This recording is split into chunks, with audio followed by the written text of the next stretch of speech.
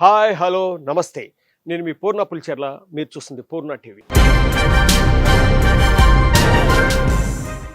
నాగబాబు గారు అనుకున్న విధంగానే చంద్రబాబు నాయుడు గారు ప్రామిస్ చేసిన మాట ప్రకారం ఎమ్మెల్సీ అయ్యారు. 5 ఎమ్మెల్సీలు రీసెంట్ గా ఏకగ్రీవంగా ఎన్నిక కాబడ్డారు. ఇక మిగిలింది నాగబాబు గారి మంత్రిగా ప్రమాణ స్వీకారోత్సవం మాత్రమే. అది ఎప్పుడు ఏంటి అని జన సైనికుల్లోనూ అలాగే రాష్ట్ర ప్రజల్లోనూ ఒక చర్చలా నడుస్తోంది. ఎస్, ఆ రోజు కూడా దగ్గరకు వచ్చింది. ఏప్రిల్ మొదటి వారంలోనే నాగబాబు గారు మంత్రిగా ప్రమాణ స్వీకారం చేయబోతున్నారు. ఆయనతో పాటు ఇంకొక 6 మంత్రులు అటు ఇటు షఫిల్ కాబోతున్నారు. కొంతమంది ఆల్రెడీ ఇప్పుడున్న క్యాబినెట్లోని కొంతమంది మంత్రులకు వాళ్ళ శాఖలు కొంత భారంగానూ ఉన్నాయి, కొంతమందికి అత్యధికంగానూ ఉన్నాయి. ఎందుకు పవన్ కళ్యాణ్ గారికి 5 శాఖలు ఉన్నాయి, అలా చాలా మందికి కొంచెం అత్యధికంగానూ ఉన్నాయి. అవన్నీ వాళ్ళకి ఇబ్బంది అవుతున్నాయి, అన్ని సమతుల్యంగా చూడలేకపోతున్నాం, అన్ని చేయలేకపోతున్నాం అని వాళ్ళందరూ ముఖ్యమంత్రి గారికి గతంలోనే కంప్లైంట్ చేశారు. సో అటువంటి వాళ్ళ దగ్గర నుంచి కొన్ని శాఖలు తీసుకోవడం, అలాగే శాఖల నుంచి కూడా షఫిల్ చేయడం, అలా ఒక 6 మంత్రులకి అవకాశాలు కూడా జరుగుతున్నాయి. 6తో పాటు నాగబాబు గారు కూడా మళ్ళీ ప్రమాణ స్వీకారం చేస్తారు. ఈసారి ఇప్పుడు జరుగుతున్న ఈ క్యాబినెట్ ఎక్స్టెన్షన్ లో ఎక్కడ ఎవరికి ఉద్వాసంలో ఉన్నట్టుగా ఇంతవరకు సమాచారం మాత్రం ఏమీ లేదు.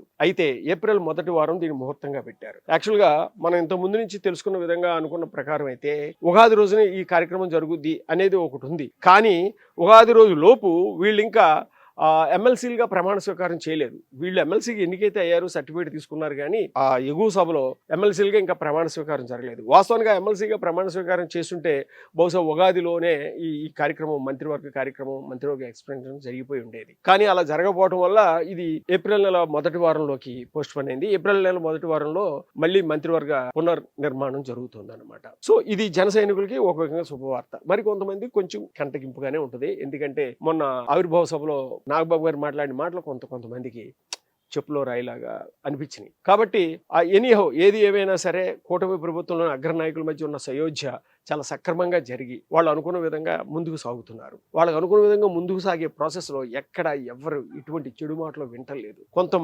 కొంత వర్గం ఇంకా చంద్రబాబు నాయుడు గారి నాయకత్వాన్ని ప్రశ్నిస్తూ తెలుగుదేశంలోనే ఒక వర్గం వ్యతిరేకంగా కామెంట్స్ యూట్యూబ్లో వీడియోలు చేయడం మొదలు పెడుతున్నాయి. ఇది దేనికి దారితీస్తూ ఒకసారి తెలుగుదేశం అంతర్గతంగా చర్చించుకోవాల్సిన అవసరం కూడా ఉంది. ఎందువల్లంటే లేనిపోని ఊహలకి అవకాశాలకి తెలుగుదేశం పార్టీలోని కొంతమంది యూట్యూబర్స్ అదేదో బద్దలు కొట్టేవాళ్ళు, ఇదేదో చెప్పేవాళ్ళు అంటూ రోడ్ల మీదకి వచ్చి వాళ్ళు నిర్దాక్షిణ్యంగా ఏమాత్రం ఆలోచించకుండా జనసేన పార్టీ అగ్రనాయకత్వాన్ని, లీడర్స్ ని ఇష్టం వచ్చినట్టు కూడా తిట్టేస్తున్నారు. వాళ్ళు ప్యూర్లీ తెలుగుదేశం సపోర్టర్సే వాళ్ళు అయినప్పటికీ కూడా మరి కూటమిలో భాగంగా ఉన్నటువంటి జనసేన పార్టీని ఎక్కడో ఏదో పిఠాపురం చిన్న నియోజకవర్గంలో జరుగుతున్న ఒక ఇష్యూ గురించి స్టేట్ మొత్తం వాళ్ళని అల్లరి చేయాలని ట్రై చేయడం అంత సమంజసం కాదు.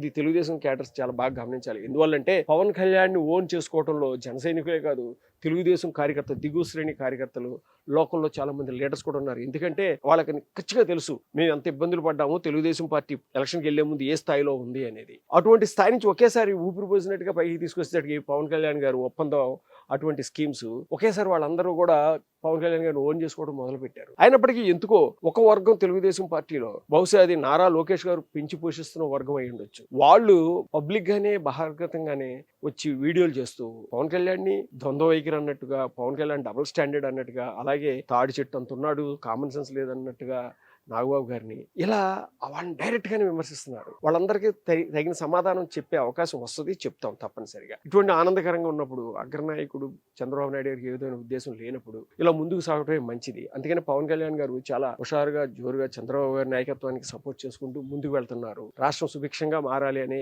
ఆ ప్రాసెస్ లో పవన్ కళ్యాణ్ గారు కూడా ఇప్పుడు కర్నూలులో జరిగిన సభలో చాలా ఉత్సాహంగాను, టైర్డ్ అయిపోయి ఉన్నప్పటికీ చాలా ఉత్సాహంగాను ప్రజలను ఉద్దేశించి చాలా చక్కగాను ప్రసంగించారు, కార్యక్రమాలు చేశారు. అప్పుడే ఆయన ఫ్యూచర్ ప్లాన్స్ కూడా వివరించి చెప్పారు.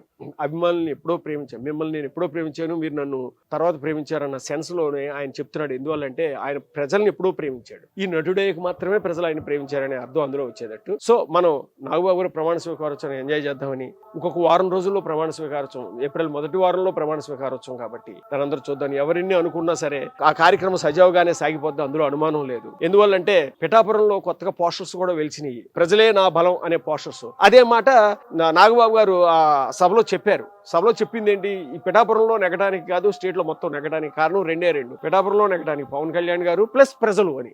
అదే పోస్టర్స్ వెలిసినాయి. వర్మ గారు కూడా అదే పోస్టర్స్ పెట్టుకున్నారు, ప్రజలే నా బలం అని. మరి ప్రజలే నా బలం అని కదా ఆ రోజు మీటింగ్ లో చెప్పింది నాగబాబు గారు. మరి దాన్ని మీరు పోస్టర్ చేసుకుంటే మరి మీ బలం అంటారేంటి, మీ వల్ల నెగటివ్ అంటారేంటి అనేది అక్కడ ప్రశ్న. ప్రజలే బలం ఎవరికైనా, ఏ రాజకీయ నాయకుడికైనా, ఈవెన్ వర్మ గారికైనా, పవన్ కళ్యాణ్ గారికైనా, చంద్రబాబు నాయుడు గారికైనా, మోడీ గారికైనా ప్రజలే బలం. ప్రజలు లేకపోతే నాయకులుగా ఎవరు ఉండరు. అది ఇన్నాళ్ళు గుర్తుంచుకుని ప్రజలే నా బలం అన్నందుకు ఆయన కూడా మనం థ్యాంక్స్ చెప్పుకోవాలి. ఓకే, ఎనీహౌ త్వరలో మనం నాగబాబు గారి మంత్రివర్గంలో చూస్తున్నాం. మనందరికీ, జన సైనికులు అందరికీ ఇది ఒక శుభవార్త. జై హింద్.